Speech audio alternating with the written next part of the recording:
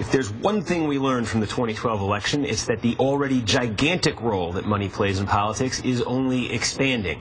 The amount spent in presidential and midterm elections has surged from $1.6 billion in 1998, just 15 years ago, to more than $6 billion in last year's presidential, Senate, and House contests. Now, money doesn't always equal results. You can just ask Karl Rove about that. His group American Crossroads spent over $100 million in last year's elections, but according to the Sunlight Foundation, just 1.29% of that money actually went to winning campaigns. Regardless of the results, though, big money does absolutely set the terms of debate in Washington, and there's a particular breed of outside spending that has an especially perverse effect on democracy: secret, undisclosed spending, or so-called dark money, money that funds groups like Rove's Crossroads GPS. Those are groups that don't have to disclose their donors because of their murky tax status, and groups that exist by pretending that their spending is educational in nature and not political. Now, however, a coalition of pension funds, politicians, and advocacy organizations is calling on the government to force corporations that give to those groups to disclose their political spending. And believe it or not, it looks like they just might succeed. The push began in 2011 when a group of 10 legal scholars petitioned the Securities and Exchange Commission to require publicly traded companies to disclose their political spending. One of those legal scholars, Robert Jackson of Columbia Law School, explained how the new SEC rule would work. The thing to keep in mind is that this is investors' money. It's the corporation's resources that are being spent on this. You might know that sometimes managers have their own political action committees that they put their own money into and spend their own money on all kinds of issue advertisements. That would not be captured by my rule. The rule we're proposing is designed to have investors know when their money is being spent on politics. In the 20 months since that petition was filed with those first 10 signatures, there has been a massive groundswell of support. With help from major pension funds, Democratic politicians, and shareholder activists, approximately 500,000 people have filed comments with the SEC in favor of the new rule. And this week, the New York Times reported that the SEC could propose a new disclosure rule as early as the end of this month. The proposal has also attracted the attention of House Republicans, who last week introduced legislation that would block the SEC from issuing any political disclosure regulations. On Friday, Kansas Republican Congressman Kevin Yoder argued that a company's political spending is outside SEC jurisdiction.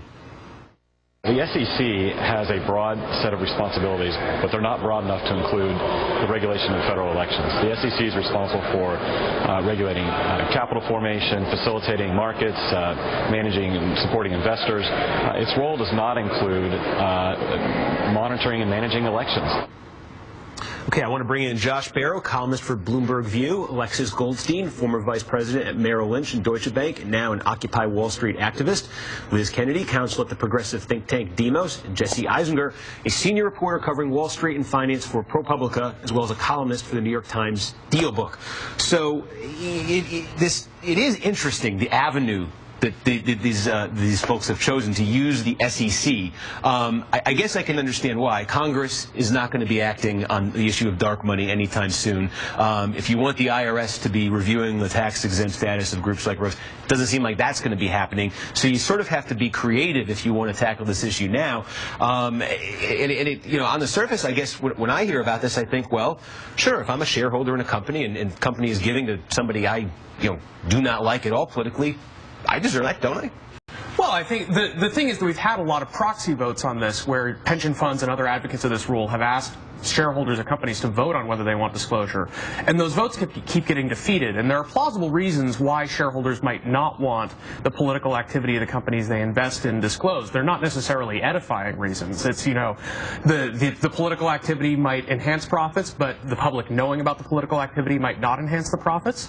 So I don't think it's obvious that it's in shareholders' interest to have this rule. And that's what the SEC is supposed to do. They're supposed to protect the interests of investors to ensure that their money isn't mismanaged. So sort of if the company is doing something that's politically unpalatable or offensive to a wide swath of people, but it potentially helps the company's bottom line, that protects the shareholders? Right, and then even more broadly, there are all sorts of aspects of a company's business strategy that you might not want disclosure of to the shareholders because that means disclosure of it to competitors and to the public.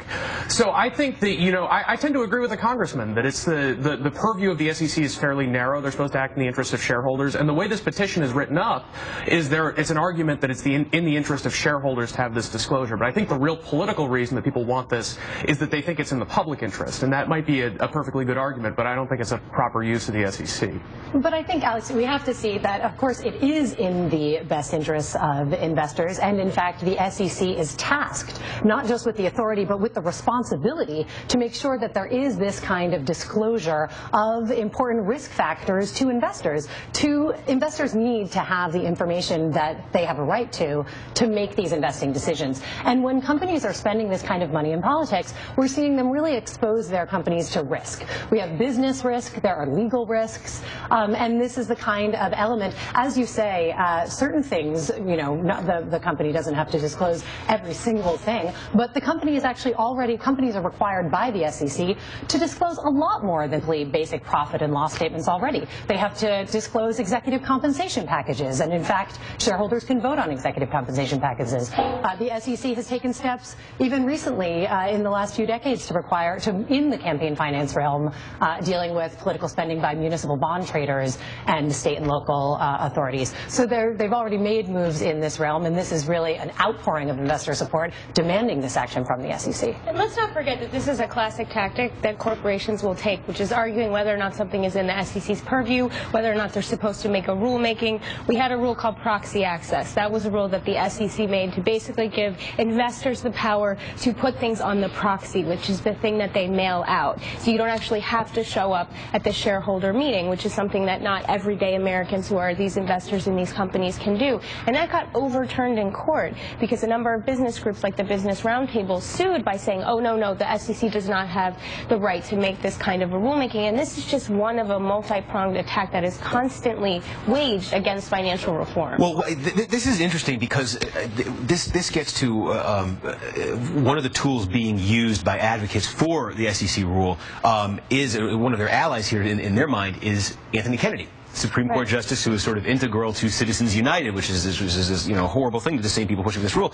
But there's a line from Kennedy's opinion on Citizens United in 2010 where he basically held out what is being sought here as a check on a corporate political activity. Here's what he said. This is from his opinion. He said, shareholders can determine whether their corporation's political speech advances the corporation's interest in making profits, and citizens can see whether elected officials are in the pocket of so-called money interests. Now, he wasn't calling specifically for the SEC to get involved, but he was basically saying that this is information that shareholders can use to sort of restrain the political activity, can and should use to restrain the suddenly unlimited political activity that was unleashed by Citizens United. And I think what we see there really is Justice Kennedy assuming that this kind of transparency was already present. I mean, transparency is a bedrock business value. It is a sine qua non of an accountable democracy. And so Justice Kennedy, another quote from the decision says, we've never seen a world in which corporations have unlimited ability to do independent spending, but also have immediate disclosure through the internet and what have you, and so that this will allow shareholders and the public to hold these companies accountable. But of course, if they don't actually know what these companies are spending money on politically, then they don't have the capacity to exercise those kind of shareholder mechanisms of accountability that the Supreme Court assumed would be in place. The SEC, although it's an organization that, forget about walking and chewing gum, it can't walk properly. And we're awash in disclosure. And the disclosure largely is meaningless already, or misleading, or at least contradictory. And the fact that the idea that you'd want the SEC to be adding to its responsibilities now when it's doing such a poor job of doing the basic task. I hate to agree with the Chamber of Commerce. Obviously, the Chamber of Commerce is making this argument in a completely cynical way, but it's true that the SEC has a responsibility that it's not fulfilling. That there's a point to be made there. I'm in favor of this. I think this is important, but I think this is the smallest thing that we could be doing. And what are we really talking about here? We're talking about corporate personhood. We're talking about this idea that corporations have such undue influence over our democracy, right?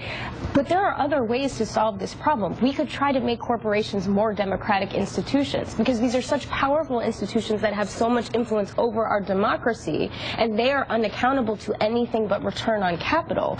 We could try to make these organizations more democratic from the inside out, but instead we're looking at this through this, what I call, well, not what I call, a neoliberal framework. In other words, let the free market decide, let's have disclosures, and investors will decide.